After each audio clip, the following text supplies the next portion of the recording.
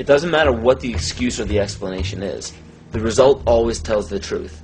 A child can give the greatest excuses every time he's too sick for school, but if it always happens on the day of the test, the truth is revealed by the result. The major media outlets can give every explanation in the book as to why war is declared, assassinations happen, and terrorist events take place, but if they all end up in the expansion of government and the destruction of constitutional freedoms, the truth is revealed by the result.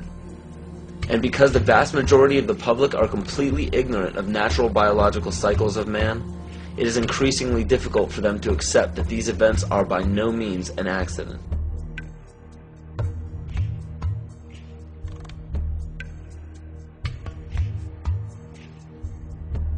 In my rolling on the floor and trying to protect myself from the heat and being in the pitch black, not able to see, that the voices of those behind me screaming kind of got through to me.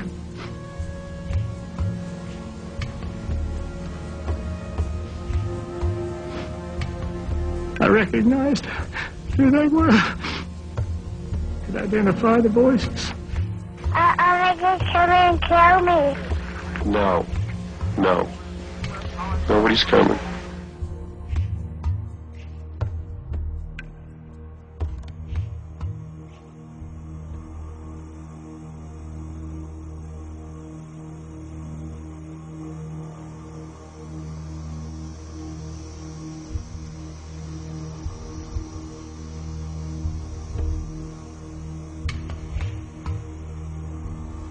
A statement reportedly made by Attorney General Janet Reno during an interview on 60 Minutes. She allegedly defined a cultist as one who has a strong belief in the Bible and the second coming of Christ, who frequently attends Bible studies, who has a high level of financial giving to a Christian cause, who homeschools their children, who has accumulated survival foods, and has a strong belief in the Second Amendment, and who distrusts government.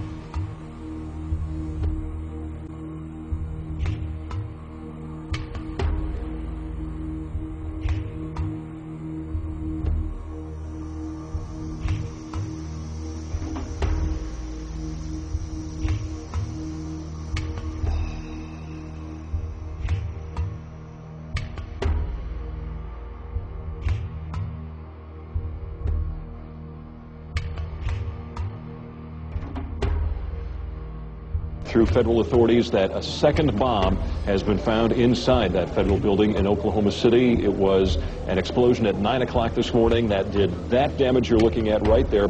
I just took a look down the street at the Morrow building again. I see another bomb truck going, so apparently they're going to try to get out that third bomb that's been talked about. At the present time, the medical teams downtown are unable to get into the wreckage to retrieve more of the injured because of the presence of other bombs in the area. I've been told by the police department that just as soon as those bombs are defused, they will permit the medical teams to enter. Now, we're also hearing from some witnesses on the scene that they've overheard from firefighters that were first on the scene that there was a possibility that there was a secondary explosive device besides the car bomb device outside the building, and that device may have been placed near the nursery.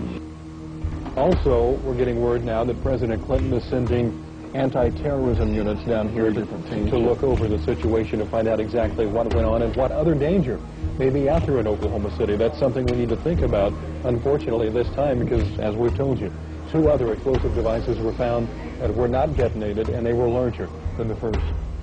The reports I have is that one device was deactivated. Apparently there's another device, and obviously whatever did the damage to the Murrah building was a tremendous, very sophisticated explosive device. So President Clinton just called Governor Frank Keating, and he says that 3 FBI anti-terrorist teams are en route to Oklahoma City. Right now, they are saying that this is the work of a sophisticated group. This is a very sophisticated device, and it has to have been done by an explosives expert, obviously with this type of explosion. The Justice Department is reporting that a second explosive device has been found in the AP Murrah building in downtown Oklahoma City.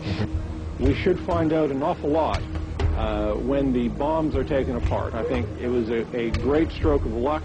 As you're mentioning, it's hard to talk about luck on a day like today in Oklahoma City, but it was a great stroke of luck that we actually have got diffused bombs. It's through the bomb material that we will be able to track down who committed this atrocity. First bomb that was in the federal building did go off. It did the damage that you see right there.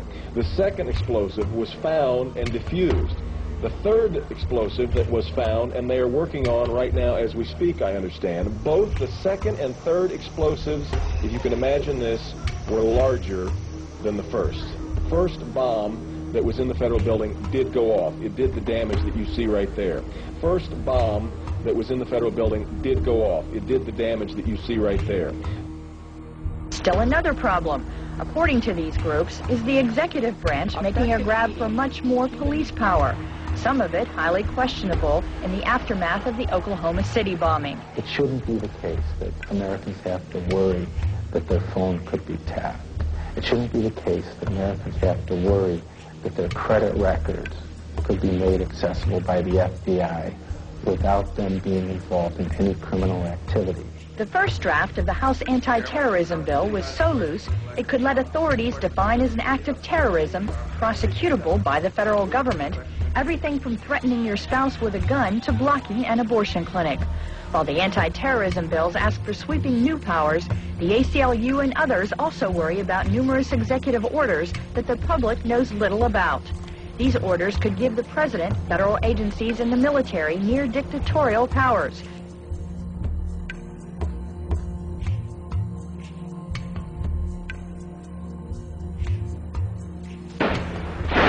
Talk to any police official anywhere, and pretty soon he'll bring up the shootout. February 1997. Two bank robbers in full body armor and firing AK-47s did battle with police on the streets of North Hollywood, California. It was every officer's worst nightmare come true. Cops outgunned by the bad guys. The one weapon that we've identified can go through a bulletproof vest at 200 yards. After the LA shootout, requests for surplus machine guns increased dramatically. The Los Angeles Police Department alone got 600 M16s from surplus. Nationwide, the number given away more than doubled this year. And many departments decided to issue them to regular patrol officers on daily duty, all because of one shootout in one city.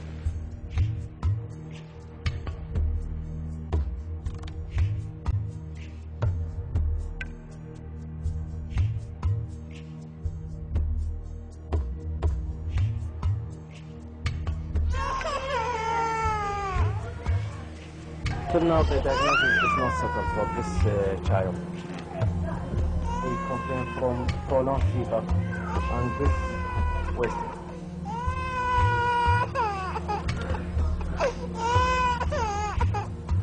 We have heard that 500,000 children have died. I mean, that's more children than died in Hiroshima. And you know, is the price worth it? I think this is a very hard choice, but we think the price is worth it. Worth it because she believes the sanctions are working. In November 1997, former U.S. Attorney General Ramsey Clark headed a delegation of the International Action Center on his 7th trip to Iraq to investigate the continued effects of the United Nations sanctions on the population. We were shocked by what we saw, an almost total absence of medicines, medical supplies, and spare parts for the equipment. Despite the heroic efforts of medical personnel, babies, children, and the chronically ill continue to die in vast numbers. The United States government claims that Saddam Hussein is to blame for the crisis. What is the real cause of the suffering? The sanctions. They are an extension of the 1991 United States war against Iraq.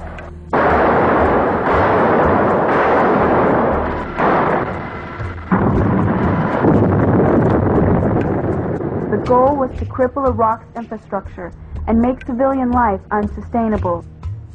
We demonstrated the capacity of technology to cripple a country without ever setting foot on it in the Persian Gulf. It's important to recognize that because it goes hand in hand with the sanctions. When we merely say that we flew 110,000 aerial sorties in 42 days, one every 30 seconds on the average, 24 hours a day, we ignore what we really did.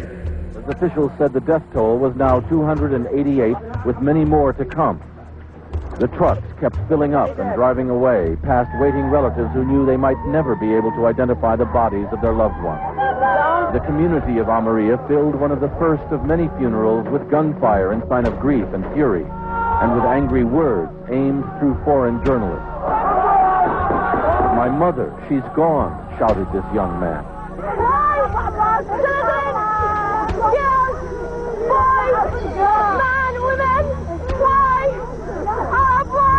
This woman asked, "Could not all your modern technology tell you that there were children and women here?" Bill Blakemore, ABC News, in the Almeria district of Baghdad.